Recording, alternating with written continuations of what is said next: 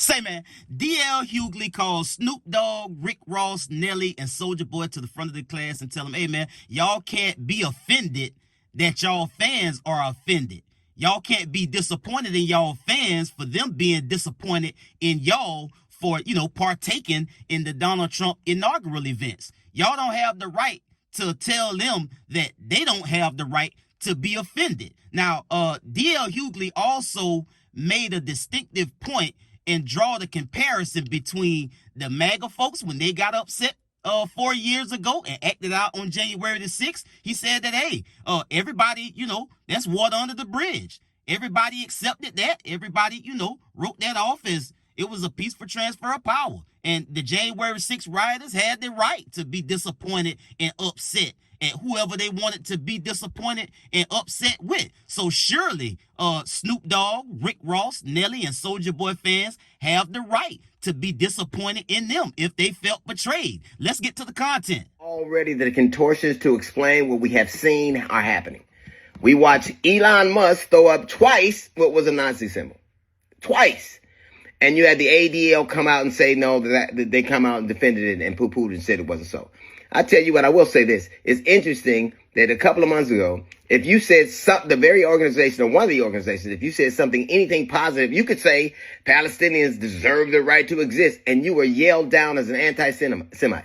But a man demonstrated a move twice that was clearly a Nazi. I tell you what, if Elon Musk did that in Germany, he'd have went to jail. If he did it in Austria, he'd have went to jail. If you do that at your job, you lose. And the only place you can make a Nazi salute and keep your job is the White House. But I'm watching people contort. Like I heard somebody say, well, I don't know why people are mad at entertainers. They're not mad at Biden and Obama. Biden and Obama swore an oath for the presidency of the United States. And that is to comport yourself in a way that uplifts the office, whether you like who's inheriting it or not. The only person who hasn't lived up to that oath is Trump. So you can say, well, you're not mad at them. That's like if you own a McDonald's, you can't change the recipe because you ain't happy with them. It's a franchise. It is what it is. You have signed on for this job, and that job entails you doing things you don't like, going to funerals, shaking hands, being cordial, and having a peaceful transfer of power. The only one who hasn't done it is Trump, and now he's the metric we set it by.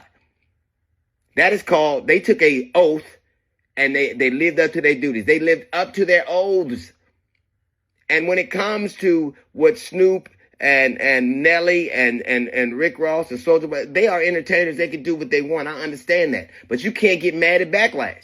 Stop conflating them with Zuckerberg and Elon Musk and the wealthiest people in the world. Well, they did that. Those wealthy men, those wealthy white men, they bought in. You can't say they sold out. They bought in. They're going to get a direct benefit from their association with Trump. And they don't need anybody else. I don't know that Snoop or Nelly or Rick Ross or Soulja Boy can say that same thing. And stop telling me, well, they can do what they want. If MAGA can get upset, MAGA got so upset about people that it thought betrayed them, they wanted to kill them on 4 years ago. They stormed the Capitol to kill them. Hang Mike Pence. Hang Mike Pence. You remember that? I mean, that probably won't go in history books now, but that was a real thing. MAGA got upset with Liz Cheney. MAGA got upset with anybody who they thought betrayed them. And the betrayal could be just living up to your oath. So if that's because they thought you were one of them and you turned out to do something that there was an anathema to them. Black people can feel the same way. They can feel the same way. You're entitled to do whatever you want to do beyond recrimination. But I do think it's interesting that there were more black people genuflecting and rapping in front of him and performing for him than he will ever put in front of their cabinet. He'll never put them in the cabinet. And you ever notice you never hear them yell DEI when a black person is rapping, singing, dancing, jumping, or running, because that's our province. They only say DEI when you encroach where white men should go. They only say DEI when you do something they think only they have the right to do. So it's never DEI when you're doing what you're supposed to do. When you're DJing and being Snoop and DJing a party, they ain't gonna get mad. That's what you're supposed to do. Try to lead, then it's DEI. Try to be a doctor or an airplane pilot, or try to be a president, or try to be a senator. Hear the calls of DEI. But not when you DJ and rap and dance and run. That's what they expect you to do. There were more black people who performed from him and gender reflected in front of him yesterday than will ever be in his cabinet in any significant position. Even all the black people who calling him daddy now didn't get a cabinet. They didn't even get the secretary position of secretaries.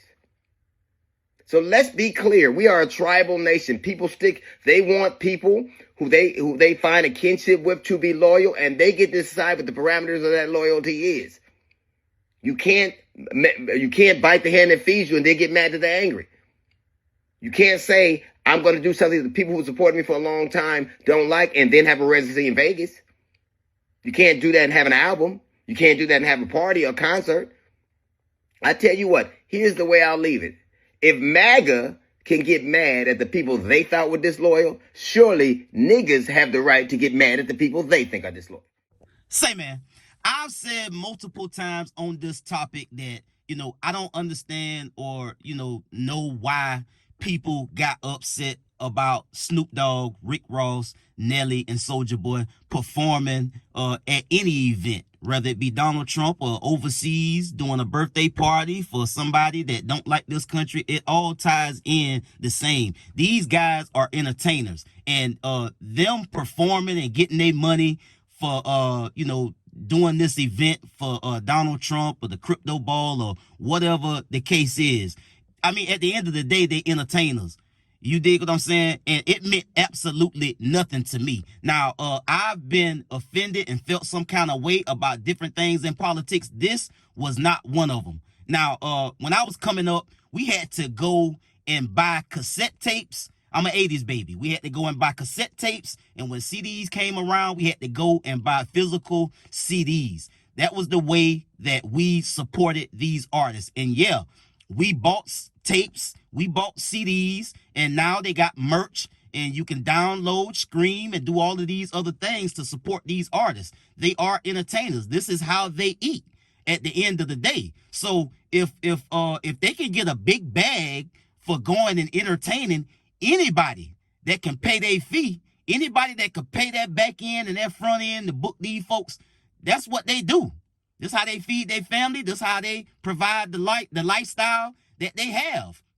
And it ain't just entertaining. They got business partnerships and all type of deals and other businesses that they do. So this wasn't offensive to me to see any of these guys perform for Donald Trump. I'm sure he paid them a healthy fee. You dig what I'm saying? So at the end of the day, they are entertainers, man. This has absolutely nothing to do with your state and local politics, which should be most important to you. We get so caught up in the hype of voting for a president, not knowing that the real true change, the effectiveness of voting starts at the local and the state level. If you want to change something, whoever performed for whatever president does not change your state and local politics. It just don't. You dig what I'm saying? So to be offended by these guys performing for Donald Trump, yeah, you can be offended and feel however you want to feel. That's your right. That's your opinion. But at the end of the day, keep in the context that these people is entertainers, bro. This is how they make their living. This is how they make their millions of dollars. And we not the ones that's putting big bankrolls in their pocket with what we do and how we support them. Yes, when we bought tapes and CDs and we bought merch and we bought tickets if we went and seen them, yes, but that's a small fee for you as an individual. When you got one entity paying these people several $100,000s or maybe $1 million or $2 million to perform at an inaugural event, and I don't know what the ticket was. I'm just saying, for an example, they pay big money for these type of events and these type of performances. So at the end of the day, these guys are entertainers. This is how they get paid. This is how they make their money. They just looking at the bag, bro. I'm willing to bet that neither one of these guys know a whole hell of a lot about politics or how politics work. And again, if you want to make change, being upset about what entertainer performed at an inaugural ball for a Republican or a Democrat, it doesn't change anything where you live and where you raising your family at. That change happens at your state and local level politics, your school superintendent, your city council members, your state representatives. You dig what I'm saying? Them the people that's gonna make change where you live at. So that's what you should really be concerned about and care about. If politics is your agenda and if politics is your goal. These guys performing doesn't change anything at all, bro. It was just a performance. They got paid, and that's it. That's that. And I'll get at y'all on the next one, man. Y'all be smooth. I'm out.